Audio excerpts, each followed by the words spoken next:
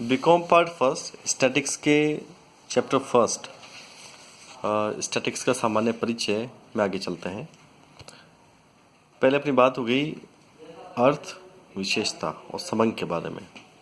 अब बात होती है सांख्यिकी सीमाएं, लिमिटेशंस ऑफ स्टैटिक्स। अगर हम स्टैटिक्स की लिमिटेशंस की बात करते हैं तो पहले आती है कि statics studies aggregate of fact is not an individual unit. ये व्यक्तिगत इकाइयों का भी अध्ययन नहीं करती है, क्योंकि स्टैटिक्स के लिए जरूरी है कि हमारे पास संख्याओं का एक समूह होना चाहिए। ये केवल जो न्यूमेरिकल फैक्ट्स हैं उन्हीं का विश्लेषण करती है। इसमें कभी भी गुणात्मक तथ्यों का विश्लेषण नहीं किया जाता है। Statistical rules and decisions are true on average. जो भी सांख्यिकी है उसके आधार पर निकाले गए जो निष्कर्ष हैं वे केवल औसतन ही सत्य होते हैं। रिजल्ट्स में भी इल्यूसरी। जो भी रिजल्ट्स होते हैं वो हमेशा इल्यूसरी होते हैं। इसका मतलब ये होता है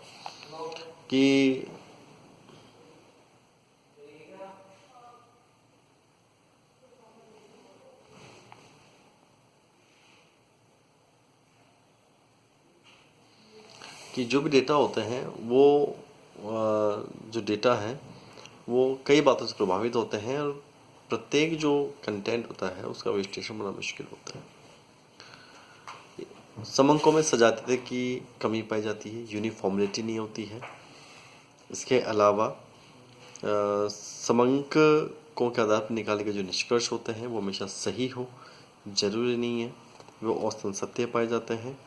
और स्टैटिकल मेथड्स प्रत्येक परिस्थिति का सही सॉल्यूशन दे ये भी कोई गारंटी नहीं होती है। तो एक प्रश्न यह बनता है कि सांख्यिकी आप किसे कहते हैं, इसकी विशेषता का वर्णन कीजिए। या यह बन सकता है कि सांख्यिकी की विशेषताएं तथा सीमाओं का विश्लेषण कीजिए।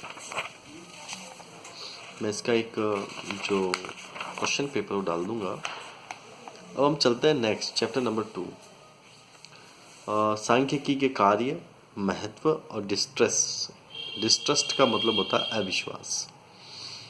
सांख्यिकी की कार्य क्या है? पहला कार्य आता है टू प्रोवाइड न्यूमेरिकल फैक्ट्स। सांख्यिकी का पहला कार्य है कि यह हमेशा केवल संख्यात्मक तथ्यों का ही विश्लेषण करती है। Simplify complex facts. ये जो मुश्किल जो विश्लेषण है उसका एक आसान तरीका प्रदान करती है। जैसे किसी कंपनी का विक्रय है, सेल्स है, और वो जो किसी कंपनी की जो सेल्स है वो सेल्स मान लीजिए कि किसी कंपनी की सेल्स है और वो जो सेल्स है वो मान लीजिए कि लंबी लंबी संख्याओं में लाखों करोड़ों में है। तो कंपनी तो सांख्यिकी क्या करती है कि उन लंबी लंबी संख्याओं को संक्षिप्त रूप में बदलकर और उसका सही विश्लेषण आपको देती है और ये समय पर विश्लेषण आपको प्रदान करती है। अगला आता है कार्य, फैसिलिटी टू कंपैरिजन। ये तुलनात्मक अध्ययन करने में सहायक है सांख्यिकी। To establish mutual relations. ये आपस में जो म्यूचुअल रिलेशन है उनको तय करती है। To enrich knowledge and experience. ये ज्ञान का विस्तार करती है। To formulate policies. ये व्यापार नीतियाँ बनाती हैं। Formulate and testing hypothetical interference. ये जो सांख्यिकी है वो एक तरीका बनाती है, फॉर्मुलेट करती है और जो भी स्टैटिकल जो जांच है, जो परीक्षण है, उस स्टैटिकल परीक्षण के लिए एक हाइपोथेसिस का कार्य भी करती है। परिकल्पना निर्धारण का कार्य भी करती है। To study extensive and intensive.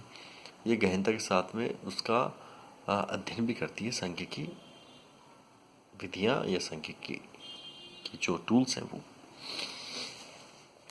अगला इसमें आता है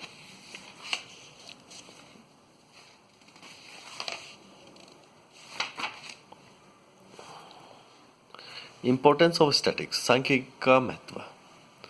पहला आता है एसेंशियल फॉर प्लानिंग। अगर आपको कोई योजना तैयार करनी है, जैसे आपको उत्पादन तैयार करना है, तो उत्पादन के लिए आप कुछ आंकड़े इकट्ठे करते हैं। जैसे भाई हमारी वस्तु की मांग क्या है, हमारे पास साधन क्या है, सोर्स क्या है, हमारा संगठन कैसा है, तो उसके लिए आप न्यूमेरिकल फैक्ट तय करके और आप एक अनुमान तैयार करते हैं। तो सांख्यिकी जो होती है वो एसेंशियल फॉर प्लानिंग, उसके लिए एक योजनाबद्ध तरीका होना आवश्यक है। इम्पोर्टेंस इन एडमिनिस्ट्रेशन, जो आपका ऑफिशियल जो वर्क है, जो एडमिनिस्ट्रेटिव जो वर्क है, उसके लिए भी सांख्यिकी का महत्व है। इम्पोर्टेंस इन इकोनॉमिक्स, इकोनॉमिक्स उसका महत्व है। व्यापार, कॉमर्स, ट्रेड में इसका महत्व है सांख्यिकी का। इसके अलावा इंस्पेक्शन हो या यूनिवर्सल यूटिलिटी हो, बैंकिंग क्षेत्र हो, मेडिकल क्षेत्र हो, एग्रीकल्चर क्षेत्र हो, इन सभी में सांख्यिकी का महत्व है। अगला आता है डिस्ट्रस्ट इन स्टैटिक्स, यानी कि स्टैटिक्स का डिस्ट्रस्ट क्या है। डिस्ट्रस्ट का मतलब होता है सांख्यिकी में अविश्वास। अविश्वास का अर्थ ये होता है कि सांख्यिकी जो होती है, अविश्वास का मतलब ये होता है कि सांख्यिकी के आधार पर निकाले गए जो निष्कर्ष होते हैं वो निष्कर्ष हमेशा औसतन सत्य होते हैं। अब आंकड़े हैं, अब आपने आंकड़े इकट्ठे कर लिए हैं, तो आंकड़े हमेशा सही स्थिति को प्रकट करे कुछ जरूरी नहीं होता है। इसलिए जो व्यक्ति संख्याओं में ज़्यादा विश्वास करता है, संख्याओं के आधार पर विश्लेषण करने की बात करता है, वही व्यक्ति निष्कर्ष आने के पश्चात